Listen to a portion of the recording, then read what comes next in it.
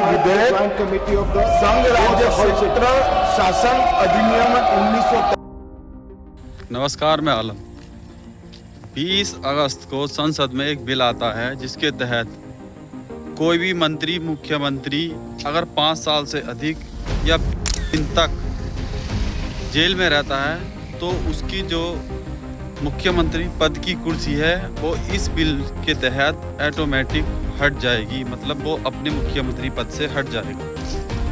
और ये सभी जानते हैं कि ये बिल किस लिए लाया गया है और किसके लिए लाया गया है। क्षेत्र शासन अधिनियम 1963 का संशोधन करने वाला विधेयक तथा जम्मू कश्मीर पुनर्गठन अधिनियम 2019 का संशोधन करने वाले विधेयक के संबंधी सदनों की संयुक्त समिति में सदन शामिल हो और यह सदन संकल्प उपस्थित करता है कि इस सदन के 10 सदस्यों को उप सभापति द्वारा उक्त संयुक्त समिति में कार्य करने के लिए नामित किया जाएगा।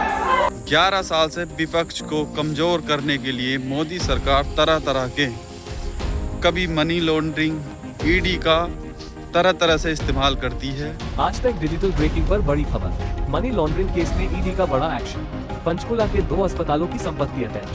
127 करोड़ रुपए की संपत्ति। एल्केमिस्ट हॉस्पिटल और ओजस हॉस्पिटल की 127.33 करोड़ रुपए की संपत्ति अटैच। इन दोनों हॉस्पिटल्स में पूर्व राज्यसभा सांसद कंवरदीप सिंह के बेटे करणदीप सिंह की हिस्सेदारी। लेकिन सिर्फ अब तक ईडी ने 11 साल में 5,892 केस बुक किए हैं, जिसमें जो 90% केस हैं वो विपक्ष के नेताओं के खिलाफ हैं, विपक्ष के खिलाफ हैं। विपक्ष के नेता ईडी के डर से बीजेपी ज्वाइन कर लेते हैं। कुछ सांसद बन जाते हैं, कुछ राज्यपाल बन जाते हैं, कुछ मंत्री बन जाते हैं।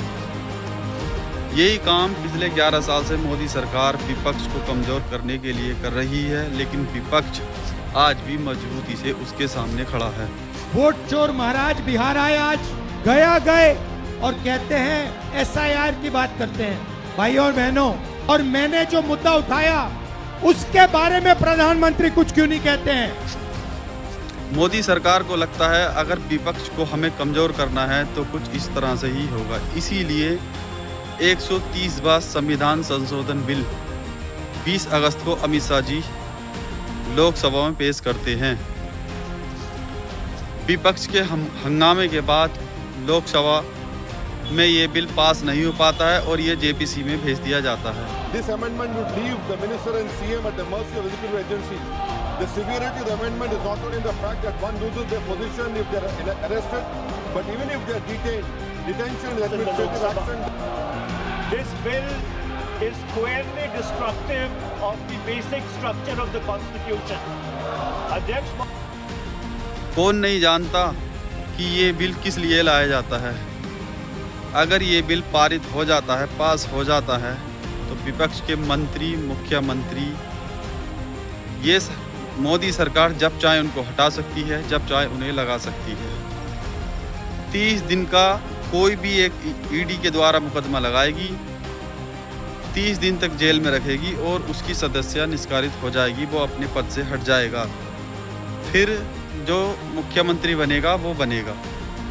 क्या यही बिल ईडी के लिए अगर होता, जो 18 महीने 2 साल तक जेल में रहने के बाद ईडी द्वारा डाली गई रेड पर उन्हें गिरफ्तार कर लिया जाता है, जेल में रहते हैं 18 महीने 2 साल, बाद में उन्हें कहा दिया जाता है कि इनके खिलाफ कोई मुकदमा, कोई ऐसा सबूत नहीं मिला जिससे इनको जेल में रखा जा रहा है। पार्टी के टॉप लीडरशिप सलाखों के पीछे है। ऐसे में पार्टी के भविष्य पर भी सवाल उठने लगे हैं।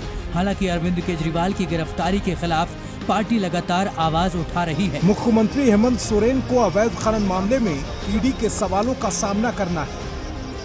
पिछले काफी समय से मुख्यमंत्री इस मामले को लेकर परेशानियों में घिरे हुए हैं। लेकिन गुरुवार को मुख्यमंत्री हेमंत सोरेन को ईडी की ओर से समन जारी किए जाने के खिलाफ झारखंड मुक्ति मोर्चा सड़क पर उतर आया। यही बात दिल्ली हाई कोर्ट ने भी संख्या कही है। में कार्यकर्ताओं ने दिल्ली के शिक्षा मंत्री 18 महीने तक जेल में रहे, उसके बाद ईडी द्वारा उन्हें कह दिया गया कि इनके खिलाफ कोई ठोस सबूत नहीं मिला। ये दिल्ली हाई कोर्ट ने उन्हें ऐसे कहकर रिहा कर दिया गया।